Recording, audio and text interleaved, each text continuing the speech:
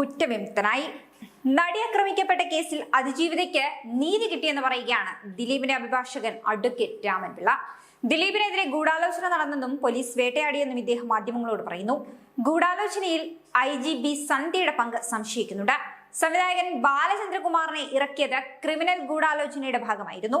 ദിലീപിനെതിരെ ഒരു തെളിവുമില്ലാത്തതിനാൽ വെറുതെ വിടുമെന്ന് ഉറപ്പായിരുന്നുവെന്നും അരനൂറ്റാണ്ടായി ഇതുപോലെ ഒരു തെളിവുമില്ലാത്ത കേസ് താൻ നടത്തിയിട്ടില്ല എന്നും ഇദ്ദേഹം പറയുന്നു. അതേസമയം നടിയെ ആക്രമിച്ച കേസിൽ കുറ്റവിമുക്തനായതിന് പിന്നാലെ ദിലീപ് അഡ്വക്കേറ്റ് രാമൻപിള്ളയെ വീട്ടിലെത്തി കണ്ടു.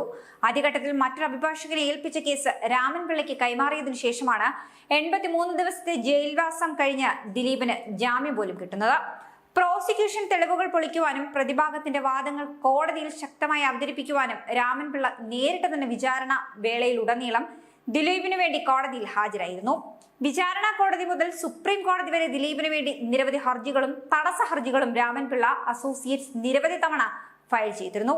ഈ ഒരു വിധി ദിലീപിന് ആശ്വാസമാവുന്നതിനൊപ്പം തന്നെ രാമൻപിള്ളയുടെ അഭിഭാഷക ജീവിതത്തിൽ മറ്റൊരു നാഴികക്കല്ലായി മാറുകയാണ് ഈ ഒരു കേസ്.